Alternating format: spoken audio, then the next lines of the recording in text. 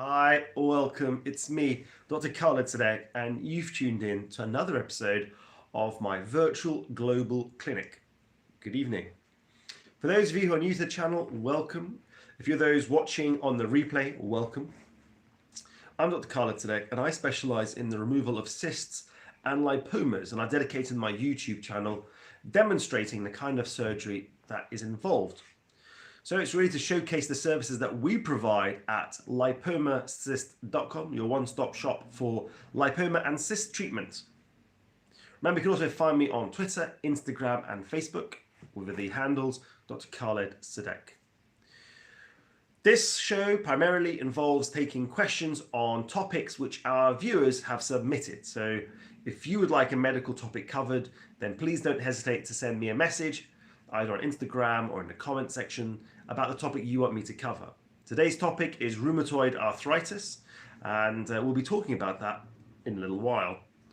We also use today's shows, the Wednesdays, Fridays, and Sunday shows, to discuss the surgery that we've performed, including the videos that we've just released and the video that we always release following the virtual clinic. So I'd always like to hear what our viewers thought of those videos.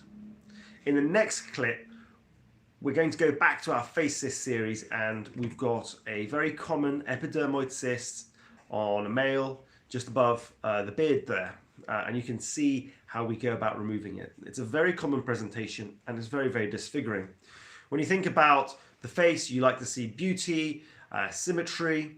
The last thing you want is a rather large cyst distorting the way the light lands on your face. So it's a very disfiguring condition, but I hope these videos demonstrate how easy it is to have them removed.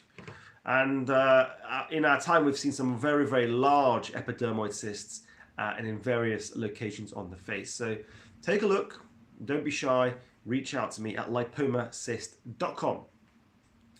In the previous video, for those of you who watched it, let me know your thoughts, put your comments in the section. It was on a female. It was an epidermoid cyst on the back, which was catching on her bra strap. Very uncomfortable position, very common. Last video, the patient came in on time, and so there wasn't any issue with infection, so that's great. But often I see these particular back cysts neglected, and they come in infected. We've covered a lot of infected cysts, so do check out the back catalogue for more information.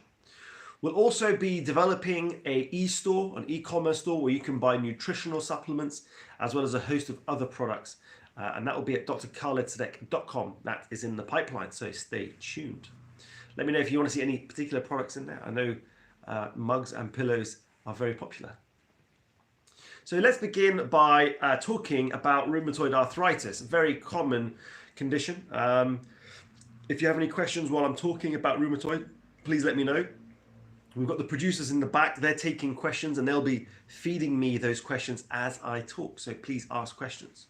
For those of you not familiar with rheumatoid arthritis, it is an autoimmune condition and it affects the joints. Now, primarily rheumatoid arthritis affects the distal joints. That is to say, it affects the joints furthest away from your spine. So your fingers, your toes, your wrists, very distal joints. They typically identify themselves as being swollen and painful. And now it's not a gradual onset like you might find in osteoarthritis, in wear and tear, where you get a gradual stiffness. Rheumatoid arthritis happens very much overnight. And one of the cardinal features is that, in fact, people wake up with joint stiffness and pain, and activity ends up making that pain better, which is the reverse of what happens in osteoarthritis, where the more mechanics are worn throughout the day, the worse the symptoms become. Secondly, rheumatoid arthritis, as we mentioned, is an autoimmune disorder. That is to say, it's your body attacking itself. It's a condition, like most autoimmune conditions, more prevalent in females, and it affects about 1 to 2% of the global population. It's a progressive, destructive condition, and if not treated early, can result in quite severe joint disability. So, how do we diagnose it? How do we treat it? Well, the most famous antibody for rheumatoid arthritis is RF, rheumatoid factor. Now, what these rheumatoid factor antibodies do is they're what we class as auto antibodies. So they are antibodies themselves that then go and attach themselves to immunoglobulin antibodies like IgM and IgG, which then activates the immune system to attack the joints. So rheumatoid arthritis is the most prevalent and most common. It was the first sort of disease marker antibody that we have identified.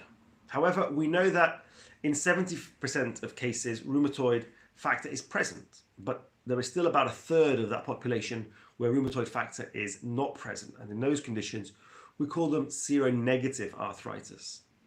Over the last 20 years, we've developed more specific antibody tests, and the most common one is the anti-CCP. So we now know that in those who have a negative rheumatoid factor, we can go on to test them for anti-CCP. We also know that individuals who are getting positive anti-CCP have a more severe version of the disease. We also know that in those individuals without symptoms who do possess anti-CCP antibodies will go on to develop rheumatoid arthritis.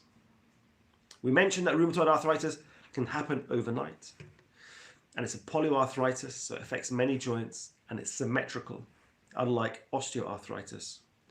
There is also a version of rheumatoid arthritis called palindromic arthritis, in which case the joints flare up, but then they resolve within a day or two, and the joint goes back to normal. We know that the antibodies are attacking the synovial capsule, that is the joint, that cushion of fluid between the joints, giving you what is known as a synovitis, and ultimately destruction of the joint. We have to have prompt treatment because the more you have the disease for longer untreated, the more destruction, and that destruction is irreversible. So we don't actually have a condition to measure, we don't have a test to measure the progress of the disease. So all the findings are done clinically. So by all means, this uses video as an information guide, but you should seek advice from your medical practitioner. Your medical practitioner will examine you physically. So this is how we are able to score the progression and severity of the disease. So this takes me up to the management. Now, the management is aimed at reducing or slowing down the progression of the disease or altering the progression. So we use anti-inflammatory medication, drugs that are there to reduce inflammatory processes. In the first instance, we use non-steroidal anti-inflammatories. You may be familiar with ibuprofen, naproxen, diclofenac, or Voltarol.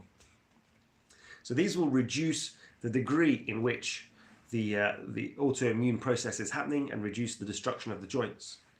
However, they cannot be used long term because they're associated with blood clots and ulcer developments, and they must be given with a proton pump inhibitor such as omeprazole. There is also a role for steroids, both intra-articular and oral. Again, not long term because they have their own complications. So the mainstay of treatment really revolves around what we call DMARDs, or disease-modifying drugs. And of those, methotrexate is usually the first port of call, followed by hydroxychloroquine. Now, you may all have heard of hydroxychloroquine because it got famous in the coronavirus pandemic. That's right.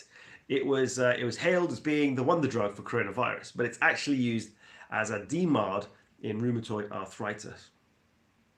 In patients who can't tolerate the DMARDs, we have alternatives, and those are moving away from the conventional DMARDs, moving on to the biologics. Now, there is a very large variety of biologics, and they all center around TNF alpha inhibitors. So these particular drugs will try and reduce the cytokines, the chemical mediators in the blood that result in the destruction of the joints. They have very long names, but you can identify them because they tend to have a MAB on the end of it. So I hope that was a brief overview of rheumatoid arthritis, and I hope it was useful. Let me know if you've got any questions. On Sunday, we're going to be covering some dermatological conditions, lichen planus, lichen sclerosis, which I know affects a lot of people. So we'll be covering that in the Sunday chat. So Let me know what you think. Let me know your questions. And let's catch, it's 9:30 Greenwich Mean Time, 1:30 Pacific, 4:30 Eastern. Let's go through the viewers. Let's see what questions we have. And let's say hello before we move on to our next video. Let's scroll through. A lot of people, great turnout today. If you haven't hit the like button, I'm guessing you didn't like the chat. If you did like the chat, press the like button, because those likes help to drive support for our channel and bring viewers to our channel. So Gail Sharp, we like to do our podium position. So Gail Sharp is at number 1. She's wishing us a very happy day from East Texas. Wonderful. Caroline TomTom from Wales in at number 2. And Sid G is wishing everybody a wonderful evening. Elsa Vieira is saying hi. Hi, doctor. Do you know anything about autoimmune hemolytic anemia? Someone said it's like blood cancer. Is this true? My sister has it. Well, look, we've covered autoimmune conditions, and the hemolytic anemias are basically where your immune system is breaking down your blood. So certainly we can cover that topic. Marion says, hello, Dr. Sadek, and all the online friends. Hope everybody's having a wonderful day. Brilliant. Anna Marco is wishing everybody a wonderful day, along with Anna Brooke. Sandra Cathy says, hello from Tasmania. She's got a painful pilonidal sinus. She's been referred to her surgeon. She had the boil lanced at the site about 17 years ago. What is a pilonidal sinus and how do we treat it? So for those who don't know, pilonidal sinuses are basically abscesses around the anal cleft. Very, very painful gland that gets full up and is prone to infection just because the nature of that area is particularly moist. And so the skin does break down very, very quickly. Typically what we do is we have to incise it, drain it, and then pack it. I don't think we've done any videos where we've demonstrated packing, but it does take a long time. We kind of wash it out, pack it with antibacterial silver impregnated ribbon, and it has to be unpacked and repacked every day until the wound heals from the base up. We've spoken about secondary intention and primary intention in terms of healing. Primary intention is where your body heals from the top down, so you have a scab, it seals, and it heals rapidly. Secondary intention is you put the packing so that it doesn't close, but then you have to wait for the skin or the tissue to rise to the surface. That process can take 6 to 8 weeks, so be prepared. Sherry S says, hi, took some crazy scheduling to get here, but she's made it. Awesome. Hope you didn't break too many speed limits. Linda Gasgate from Oklahoma. Luna Lilani says, welcome from Madrid, Riverside, California. Hope everybody is okay in California. I heard there's some horrendous fires going on, so I hope it's all going well. Susan Burt from Lake California, how are you doing? We've got a special message here. Let's have a look. From the directors, let's have a look. A little bit later. Okay. Well, some interesting questions. Okay. So let's have a look. Karen TomTom is saying hi. Marion is saying hi. Sherry, I have 2 cousins with inherited rare forms of rheumatoid arthritis from my father. One developed in the early 20s and the other one in the late 60s. Absolutely. So rheumatoid arthritis typically in middle age, but you can have what we describe as juvenile onset rheumatoid arthritis. That's getting it really early, like in your 20s. Susan Burt says, hi, we're smoked out also. And that's over, we couldn't see across from the Colorado River. It sounds like the fires are absolutely atrocious in the States. Please, everybody, stay safe. Maria, Christiana Maria saying, hi, Dr. K. Luna is saying, hi, Susan Burt. They said there was a big accident over in the forest and it caused a massive fire. That's horrendous. Okay, Sulalali, Dr. Sadek, thanks for your live chat. Greetings from United Kingdom. Awesome. Gibby's wife, welcome. Aisha Khawaja, welcome. She's from London. Welcome. Stacey Donnelly says, I'm curious about psoriatic arthritis. I've been dealing with it for many years. Curious about biologics and similar methods. Are they safe or alternatives to steroids? Absolutely, yeah. We'll cover psoriatic arthritis, but it's a similar kind of process to rheumatoid arthritis.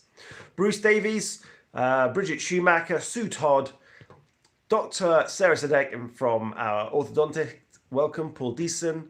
And who else do we have in town? Will something get popped live? Ooh. So, Joanne Gibson from Petersburg in Florida. Rhoda Burke says, hi all. Currently at hospital waiting for my grandson to be born. Wow, my daughter's at 8 centimeters with COVID and her husband. They are waiting. Awesome. Well, congratulations. Wish you all the best. Margaret Brace says, hello. Welcome, everybody. Kerry Shorthouse. So looking forward to the discussion on rheumatoid arthritis. I'm in the process of being tested. I hope you don't forget to get your rheumatoid factor and your anti-CCP. Welcome. Do I have any pralines left? Says Susanna Burt. You know what? I got a few more to go. Not many. I don't know if you saw the last video, but the pralines were phenomenal. Got a big thank you to Carolyn and Bridget for sending those New Orleans pralines. If you haven't tried them, get yourself down to New Orleans. They were phenomenal. Let's have a look. Who else do we have? TJ Walton. I have rheumatoid arthritis. Hurts 24/7. Can't cut my hair. Oh, dear. Marty, good afternoon from Moreno Valley in California. Your topic is of great interest to me. I have osteoarthritis. I've had it since I was 28, and now I'm 75, and it's caused 3 major car accidents. Gosh. Linda Wiley, how are you doing? Joanne Gibson, she's glad to be here. She's finding the information on rheumatoid arthritis really, really, really useful. Tanji Dotson, I have that which I was told has developed into psoriasis. Well, let me know a bit more. Hello from Canada, says Jane Patterson. Welcome. Let's have a look. Who else? Sedimentation rate, still used to diagnose rheumatoid arthritis. Ask Paul Deason. Absolutely. ESR is used as a kind of a rough marker for inflammatory diseases as a whole. Mimi Newell, I have a question. I think I know the answer. Just to make sure, what is the worst type of arthritis? I think the worst type of arthritis is the one that results in a lot of pain, a lot of disability, with very little in forms of medical management. So whether that be osteoarthritis or rheumatoid arthritis, if you can't use your joint, you can't do anything because we are a skeletal organism. We articulate on inflamed and causing us pain, and they're not stretching or they're deformed, then we can't use it. We can't do basic things like pick up a cup or open a door or drive a car or brush your hair. So no matter what kind of arthritis you have, if it's painful and it's debilitating, it's going to be very, very bad for the individual. And so often it's not so much treating the numbers. You got to treat the patient. You got to see the patient in front of you, and you've got to treat them. You got to ask them the questions about their daily life and what they can do and what they can't do. And sometimes that involves getting occupational therapists in to have a look to see what home adaptations can be made to facilitate it. You notice there are many, many products that are available on the market for people with those kind of joint problems. Let's continue because we don't want to take too long, because I know you guys want to see the face cyst removal. Teresa Newsom says she's happy to be here and she's praying for everybody. Bridget says, how do you monitor internal organs that are affected by RA, such as the heart and the lungs, etc.? That's a very good question, Bridget. I haven't touched the non-articular issues regarding rheumatoid arthritis, of which there are many. The most common is fibrosis in the lung, so you can get chest x-rays, CTs, you can do pulmonary function tests like spirometry and breathing exercises. It causes inflammation in the eyes, so you can get scleritis or episcleritis, which is a painful inflammation. It can also affect the blood vessels in the heart, causing atherosclerosis and so forth and so forth. And there are some skin manifestations as well. So not only does it affect the joints, it can affect lots of other parts of the body. Eczema, dry skin and oil, says Cara. Love, laugh, love, live with Mona, says, I have hyperhidrosis that presents mainly in my head and face. Do you have any recommendations? Well, hyperhidrosis we treat with either aluminium products or Botox. Botox is a very good form of treatment, and you can get like the Botox injected into the head. RNG from Houston, welcome. Welcome. Let's have a look. Patricia Page from Australia, welcome. Kerry Shorthouse takes Arcoxia. Absolutely. So that's an NSAID. Let's have a look. Let's scroll through. Is rheumatoid arthritis hereditary? If so, should it be tested? A DR4 gene mutation. So there is a family presence, but there's also a lot of environmental factors as well. So if you're looking for a genetic test, it will be a test to look for a mutation in the HLA-DR4 gene. I hope that was useful. Anna Marco, so good. Loving the information. Thank you so much. Very interesting. A lot of positive feedbacks here. Sue Lasman, my dermatologist years ago used to use dry ice in a cloth dipped in alcohol. Why did he do that? And is it still used?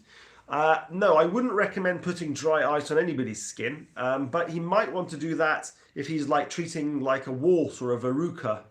But if we are going to use something that cold as dry ice, then we would use liquid nitrogen. Dry ice is no longer kind of used in routine practices in medical offices. It's really there for the laboratories. For those of you who don't know what dry ice is, it's basically it's like frozen carbon dioxide. It's like cubes of super cold. I think it goes about -80. I think dry ice has -80, so it's super cold. Let's go through. People commenting about my haircut. Wonderful. So I don't want to take too long. Let's have a look. Maren, what I was going to say, I had a heart attack today on dialysis. Oh gosh, hope you're okay. 18 days until the hip replacement. Linda, best of luck. Why do you operate on so few lipomas, says Daniela Crocco. Actually, lipomas probably occupy 90% of my workload, but they're just not so popular on YouTube, so we don't put them out so often because it takes a lot of time to edit the videos. So we want to put out videos that people want to watch. We've got a lot of lipoma videos. We don't put them online. Maybe we should. Karen King says hi. Welcome. Keely Dole is saying hi. Kelly is saying hi from America. Bob White, is it possible to have athlete's foot that never heals? Wow. I've had it most of my life. Bob White, probably not athlete's foot. You should get it tested. Get some skin scrapings, send them to the lab. Let's analyze them for any fungal infections. You know, if you've tried the antifungal creams, then maybe we should try oral anti. Let's have a look. Just leaving Zoom Memorial. Oh gosh, yeah, a lot of people struggling. Chris Badger from Canada. What a great turnout. Now 70 people watching. Let's hit the like button. Let's see if we can push it to over 60, because if it goes to over 60, we'll open the I tell you what we'll do. Why don't we open the oh, I guess you can't. I guess I can't do the video release while you're watching me on this. So I guess one of us has to give it up. Let's see if we can get to 60 likes, and then once you hit the 60, we'll switch over to the video. Marta says, my ex used dry ice for plants. Super dangerous. Be careful when using it. Yeah, absolutely. Yeah, super dangerous. Louise Cook has forgotten we did the live chat, but you can watch it all over again. Margaret Brace, thank you so much for the information. Bridget says, I've just realized that it's almost 30 years since I've trained. Oh, wow. Congratulations. Susan Dart, she's saying, Dr. Sarah, I'm glad he gave us all hope to make your Turkish coffee next week. Awesome. If I haven't seen Dr. Sarah's Turkish coffee, check out her YouTube channel. Let's have a look. What else do we have? Quick questions from the floor. Sulalali, Dr. Sadek, the disabilities adaptation should be allowed to fit in the kitchen, absolutely, and the bathroom and the doors. I'm sure all over the world people are suffering and they're having help which can make an absolute difference. Absolutely, very true, Sue. Susanna Burt says, Dr. Sarah, I'll try the sauce. Thanks. I think you guys are talking to each other. Okay, so let's break away. Let's do the epidermoid cyst. Let me know what questions you're on. Stay tuned on Instagram for more information. Remember, you catch me at 9:30 Greenwich Mean Time on Sunday. I've got a great big whopping epidermoid. It was full of hair and it's truly awesome video. One of the best ones I've filmed. Till then, take care. Bye bye, everybody.